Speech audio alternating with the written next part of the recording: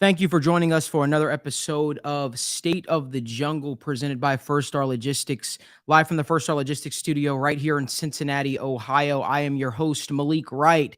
We've got a jam-packed show, lots to get into, but as always, make sure you guys subscribe to the YouTube channel and leave a like on this video if you like the content that we produce. On this episode, we'll be talking about the ways the Cincinnati Bengals can make it back to the playoffs. The Bengals are coming back off their bye week, and they have a pretty big matchup going against the Pittsburgh Steelers. I promised a big guest, and I'm happy to introduce this guest. We've got NFL Network reporter and insider, one of my favorites, Mike Garafolo, joining the show.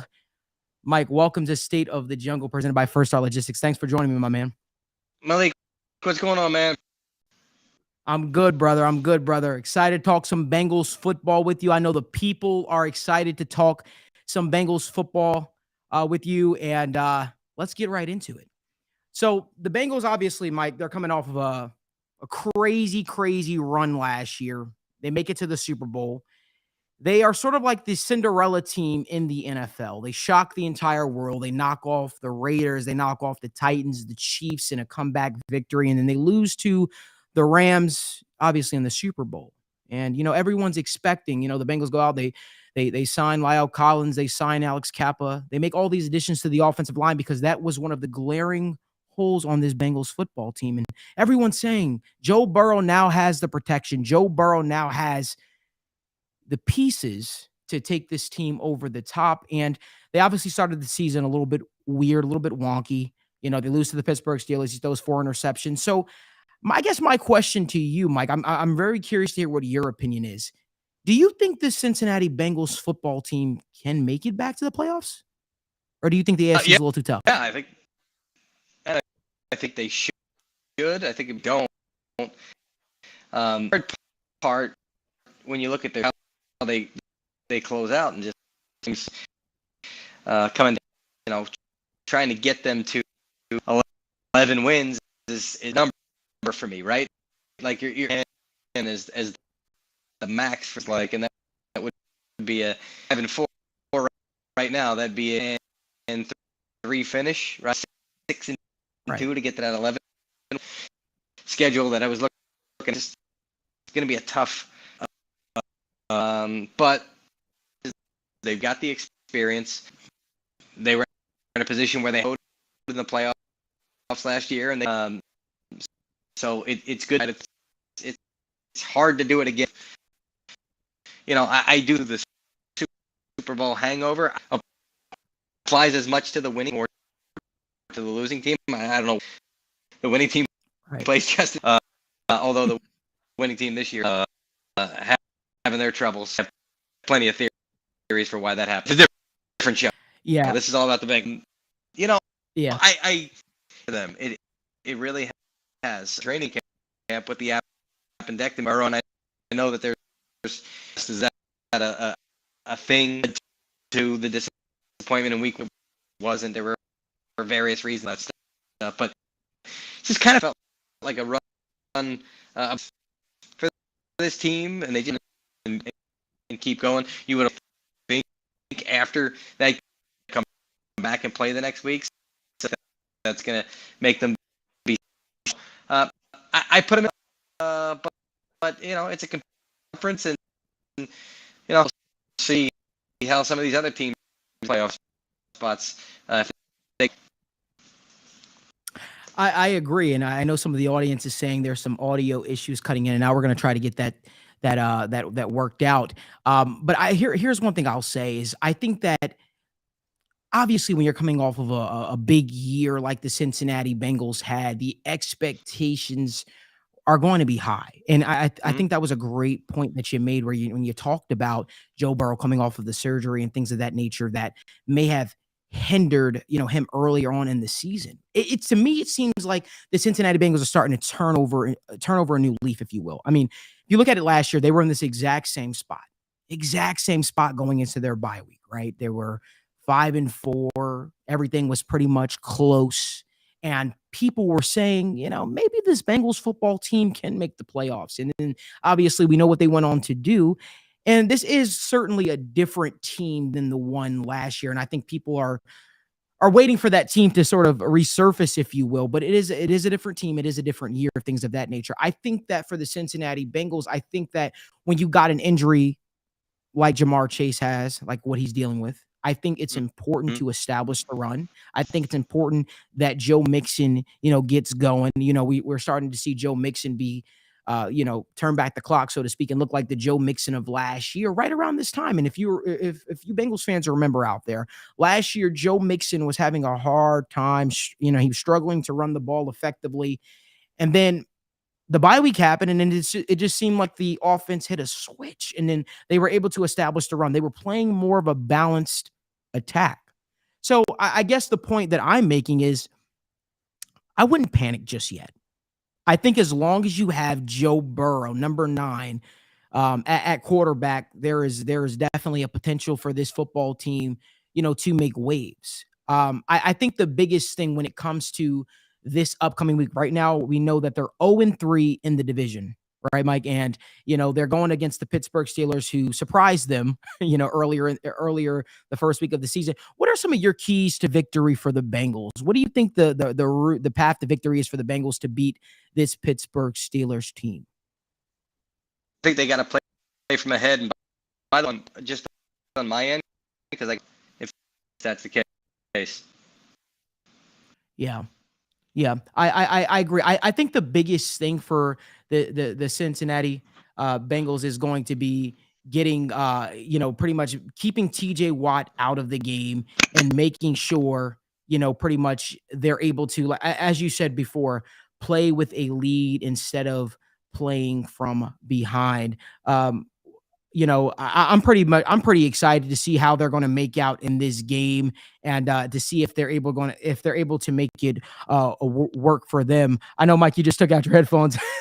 Want to see if the audio issues. I know people are saying the audio issues are still happening, but every great show always has audio issues. At least that's what I've been told. Is that any better?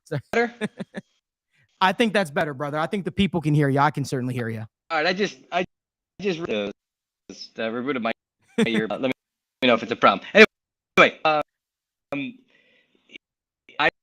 I want this. If I'm this Pittsburgh team to play from last week, the Saints is exactly play right now. They're not a dynamic, explosive offense. They'd like to as much as they possibly can. From the Bengals, you got to go one for me, because 7 sacks for against Burrow. We talked about so obviously that's to play better, particularly because back in the line and it would think he would only be that much more. So those are my 2 keys. It sounds like DJ this week. I know he hasn't been officially, but that usually happens. So they're disrupting things. He was well early in this. So if you get that their running game and what they're trying, I think that's an enormous. And defensively, secondary wise, I believe that's my understanding. But today, is that what I saw? Sure. Sorry, you're cutting out again, Mike. Sorry about that. I think we might have to try without the headphones, brother. I tried that I couldn't hear. Let me I'm back. Let me try that. No worries. Sorry about that. Hold on. I can hear you now. I can hear you too. Okay. All right. You had posed a question. You had posed a question to me. What was it? Yeah. Mike Hilton and you're both full goes. Is that what I saw today? Yeah. It seems like DJ Reader and Mike Hilton both will be a go this upcoming week, which is two huge so obviously pieces. That's enormous.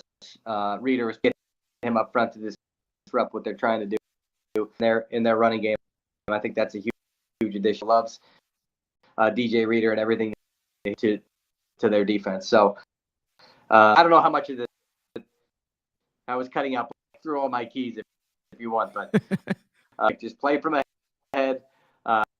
You got, especially with TJ Watt playing in his and defensively helping out in the back end. And that's just, I know, hurting from the fact that they lost.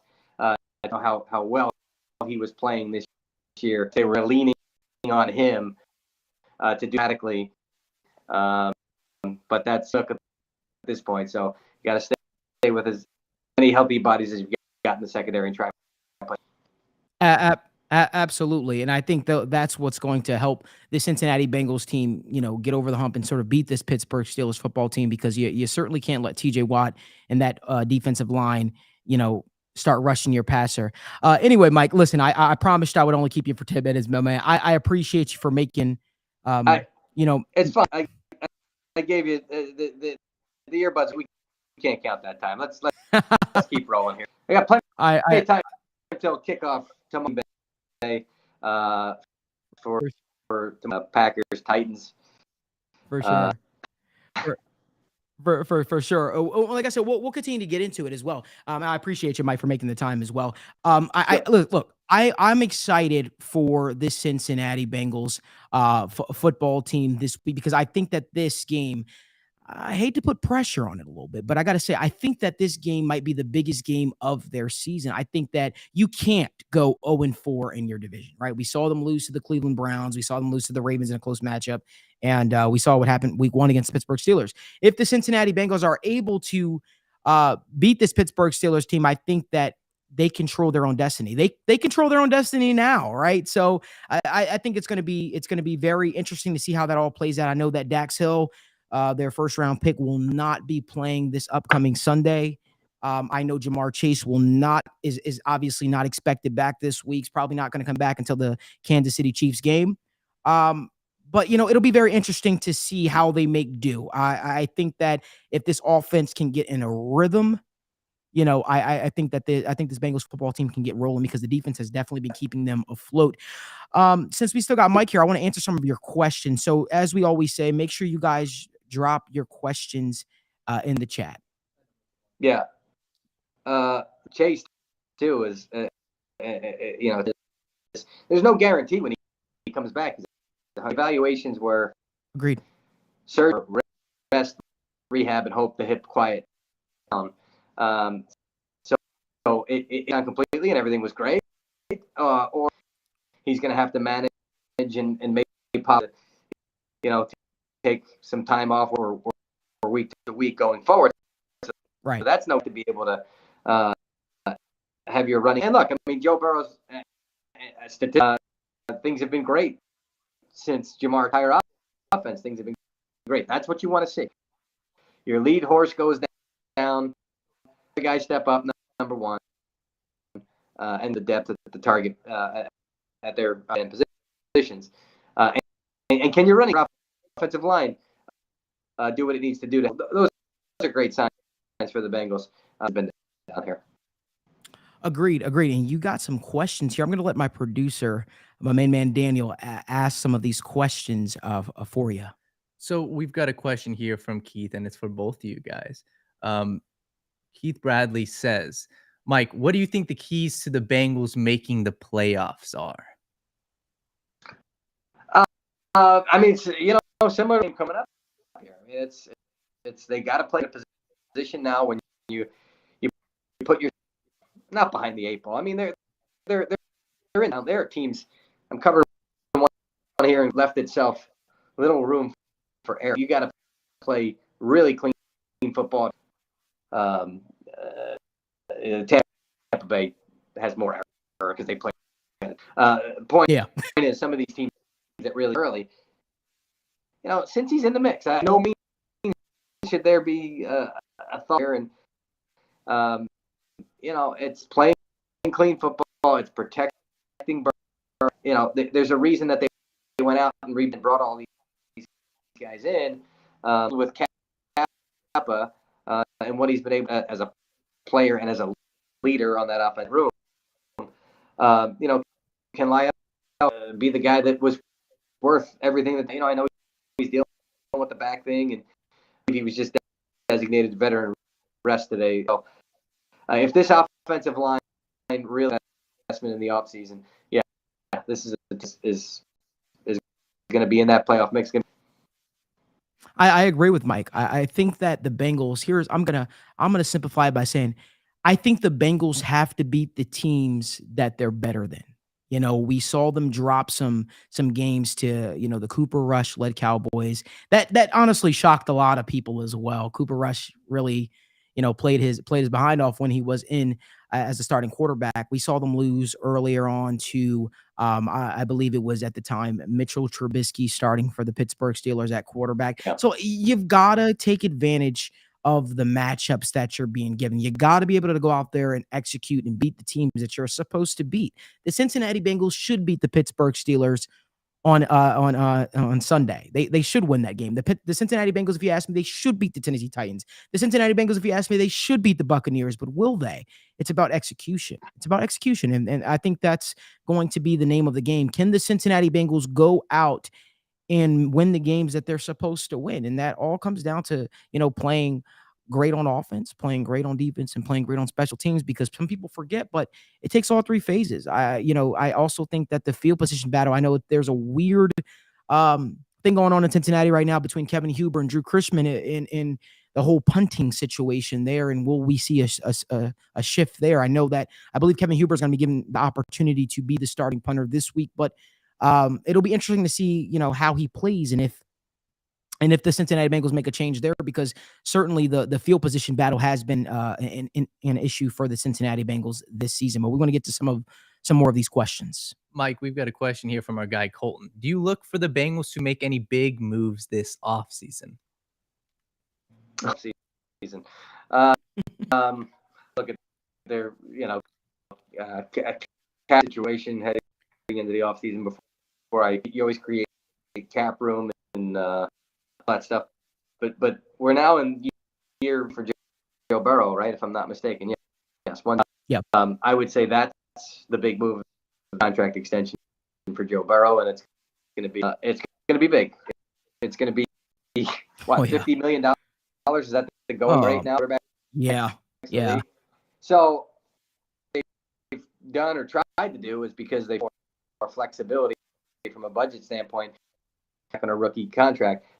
That's going to go away, that you still can't make moves. I mean, it's right. Teams with big quarterback contracts still have some things. So, a lot of the other moves and additions and whatnot be determined by what happens in the back half.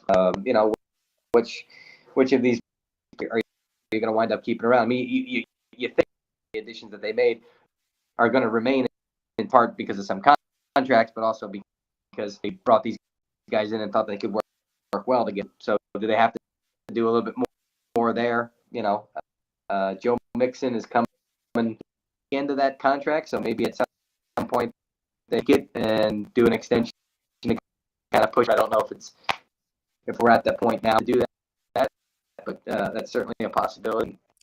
And your receivers are a lot in year 2, so you don't have to work here. That's going to be another big one. So when you start for sure long-term goals, you've got to make sure now that you give yourself the flex stuff going forward. For sure, Mike. I don't know if you're familiar, but now they're in Cincinnati. They're calling Paycor Stadium Joe Burrow Stadium, because everybody knows that Joe Burrow contract is coming down the road. Mike, I want to make sure that, you know, we're being respectful to your time. I appreciate you for joining me on, you know, State of the Jungle. Hopefully this isn't the last time that, you know, we have you on and things of that nature. I appreciate you making the time after your busy day. If you got one more, we'll do one more question. I gotta Awesome, check in with the homestead. I hear you on that. So we've got a question here for, once again, our guy Keith Bradley. What do the Bengals need to do to sustain their success for upcoming seasons? More to the point of what I was talking about, contracts. Mahomes and his deal was that I've seen for a team signed the deal and $500 million. I was like, well, that Patrick Mahomes is more like, what are you talking about? Bargain. over 10 years. Plus, I mean, we're not even we're one maybe of the new 9 more seasons. Right. Signed through 2031, so he's got 9 more, which allows you to spread that out. At some point in the near, like 5 years from now, Patrick Mahomes is going to look like a bargain. I mean, this deal that Deshaun Watson is already making Patrick Mahomes down to like 4th average per year. So, that's what I mean, I'm not putting it on Burrow to have to kind of deal where it's going to be a discount, a long deal, whatever. That's what Mahomes did. That's what he did. Great. Get your money. I'd rather see it in your pocket than the players who are out there. That being some kind of deal that, and I know how the things, and it's everything you need, big signing bonus, whatever.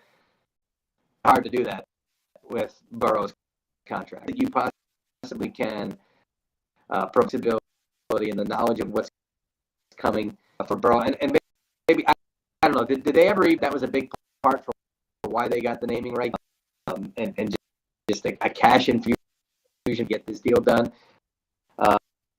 It's a different situation. It's a good problem to pay a franchise quarterback for sure. But exciting to see how they structure that deal, because contracts are not typical. It's going to be really hard to do it with such a big contract. Absolutely, while also trying to keep all your weapons. I think Mike made some great points. Mike, thank you again, my man, for joining me on the State of the Jungle, man. I greatly appreciate your time. Appreciate all the work that you do. You're one of my favorite people to follow, and we definitely got to have you on again sometime, my man. You got it, Malik. The audio stuff right away next time. No worries, brother. You take care. Enjoy your night. Thanks, man. Thanks, Mike.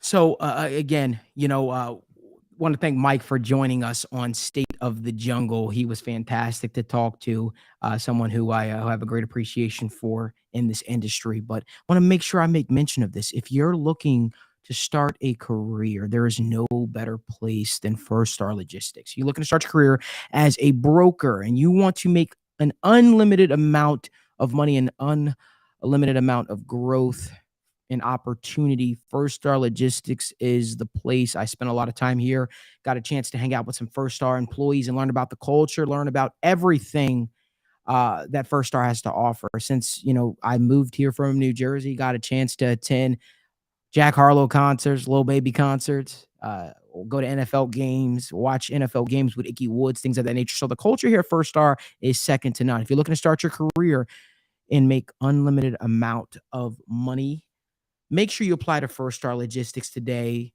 Link is down in the description. Want to get to some more of your questions if you guys have it for me. But while I'm waiting for that, I want to do a special shout out to our iPad winner for our giveaway. As you guys know, we just hit 1,000 subscribers here on the Sit Down with Malik Wright's YouTube channel. And in honor of that, we did an iPad giveaway.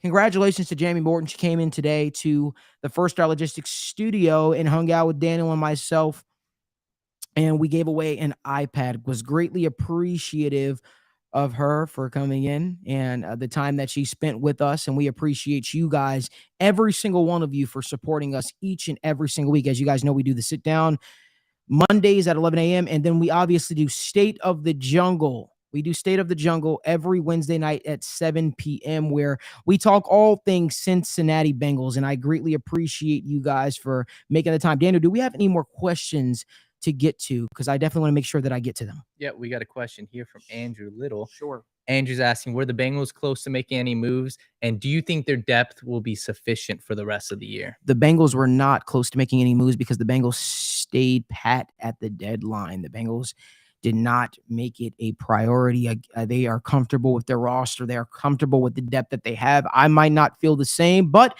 I am not a coach. I can simply just sit up here and tell you guys, if I were the Cincinnati Bengals, I would have done more. But again, Got to trust the people that are in that building. There are a lot of coaches who are a lot smarter than me that believe in the talent that they have, the Allen Georges of the world, so on and so forth. So, yeah, I think the Bengals believe in their depth. We got a question here from Eric. Eric's been in here a couple of our shows, very knowledgeable, is asking thoughts on Brandon Wilson returning, any impact on the defense or just special teams? I don't think it impacts the defense at all, but I think special teams, it can. I think Chris Evans is the Bengals, he's electric at the Bengals kick return. So I think Brandon Wilson actually has has a challenge there, if you will, when it comes to earning more snaps in the return game. So, yeah. Question here from our guy, D. Martin. I believe that's Darian. What are your thoughts on the cornerback position for the rest of the season? I don't like it. I got to be honest with you. I don't like it. I think that Eli Apple has turned the corner, okay? I believe in Cam Taylor-Britt. But what happens if one of those guys go down? I just don't like the way it is. And you guys know me. I'm a realist. I'm a huge Bengals fan, but I'm also a realist. I don't like to be the negative guy, but I just wonder. I don't like the depth at the cornerback position right now. I wish there was some more experience there. But you know what? How Cam Taylor-Britt's going to learn, how Allen George is going to learn, is they're going to learn by being thrown into the fire. So don't love it, but again, there are a lot more smarter people than myself in that building that are coaching up this Bengals football team. Question here from Keith, more on the lighter note. He's saying, Malik, what will it take to get you and Daniel to Lawrenceburg for our 9th annual Turkey Bowl? Oh, man. Game? Well, Daniel's going to California. He's going back to California. He's leaving me here in Cincinnati, Ohio. So, I think it's gonna be a little challenging, brother. But we can definitely try to see what could happen. And congratulations, Keith, as well to you, my man, for winning the Bengals starters jacket. One last question here. Sure. If anybody has any more questions, make sure to drop them below. Marissa's asking, from before the Joe Burrow era to now, when being in Cincinnati to cover a team, how is your view of the atmosphere? How has it changed from the team before to where it is now? I will say this, though. Here's the one thing that I love about Cincinnati: the fan base. The fan base. And I know it may sound cliche to set up here, but the love that this fan base has for its team is second to none. It's like no other. This Bengals fan base is almost like a college type of atmosphere, the way that they support this team. So I would say even before, obviously you've seen it escalate because of the Bengals' success recently, but you always felt a sense in this city that they just wanted a winner. They wanted something to support. They wanted something to be proud of. And that's something that drew me to Cincinnati. When I was thinking about places, I was like, you know what, where do I want to be? Do I want to be in California? Do I want to be in New York? Do I want to be in Boston? Do I want to be in Cincinnati? And I came here in 2017, when the Bengals weren't doing great. I got to see the Bengals versus the Pittsburgh Steelers. Marvin Lewis was the head coach. It was the game, unfortunately, Ryan Shazier got injured. I said to myself, just to see the way that this city came together, the atmosphere, the environment, and how much they wanted to support a winner, to me, that made me want to be, a part of this community, a part of this city, to represent this city and bring the hashtag new media to this city. So I've got a question for you, Malik, Sure. real quick. A lot of people are also, wondering, how much does home field advantage play into the playoffs? Are you concerned at all about the Bengals if they were not to have home field advantage, or do you believe that it's a huge thing that determines a playoff game? The Bengals have shown me they can go on the road and they can win. The Bengals have shown me they can go on the road and win. They went to one of the hardest NFL stadiums to play in the Chiefs. They won. They went into another hard stadium to play in the Tennessee Titans, and they won. The Bengals are what I would consider road warriors. So no, not too much of a concern of mine, actually. I honestly would prefer them to go on the road, honestly, because I think that they've shown that they could do it. Somebody said they just published a report. The Bengals are now the 10th most popular sports franchise. I would believe it. And that's a credit to the fan base. That's a credit to the diehard fans here in Cincinnati. Do not sell yourself short. This fan base is second to none. I personally believe the Bengals, the Bills, and the Raiders have the best fan base in all the NFL. And that's just based on what I experienced, is second to none. And I would even put Pittsburgh up there as well. Pittsburgh is pretty loyal fan base as well. They come out in droves and support their teams. But as always, want to thank you guys so much for joining us here on the State of the Jungle, presented by First Star Logistics, live from the First Star Logistics studio. This is our second official ever show. I want to thank Mike Garafolo for joining us on the show again. It will not be the last time that we have Mike on. Mike is a good friend of mine, so we'll make sure we definitely make sure that happens again. I appreciate all you guys for asking questions and joining in on the conversation. I hope you guys enjoy the rest of your night, and I hope you have a great football Sunday. Hoo day.